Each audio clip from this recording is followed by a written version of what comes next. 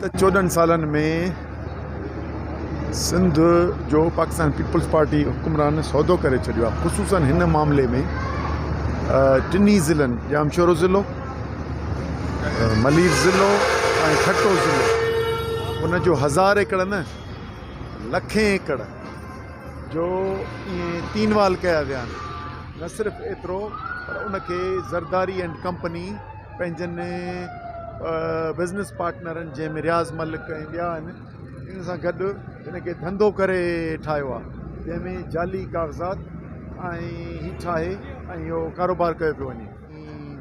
इनखे सम्झूं पिया त इहो नाजाइज़ आहे। उन ते पुरअमन एतिजाज कयोसीं त साज़िश करे जंहिं नमूने सां हिननि रुख़ कयो आहे पंहिंजो हीउ कूड़ा केस दहशतगर्दी जा 29 केस कया आहिनि। ऐं सम्झां पियो त इहो हिननि खे बचाए न सघंदो। कूड़ा सो हूअं ई ख़तमु थियणो आहे। असांखे यकीन आहे त फतेह हक़ जी थियणी आहे ऐं हीअ जेके नाजाइज़ कूड़ा केस दाख़िल कयल आहिनि हिननि खे ख़तमु थियणो आहे। न ख़तमु कंदा त तॾहिं बि एक्सपोज़ थींदा।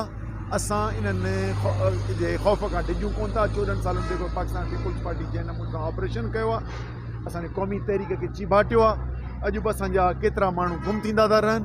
इहो सॼो सिलसिलो आहे। पर असीं सम्झूं पिया त हिननि दहशतगर्दी केसनि खां पोइ सॼी सिंध जा दोस्त हींअर 4 ॾींहं आया पे तॾे ते सन में, ऐं असां ॾिठो त हुननि जा हौसला बुलंद आहिनि। उन करे असांजो जहिड़ो रहंदो ऐं पंहिंजे सिंध वतन जो दिफ़ा कंदा रहंदासीं।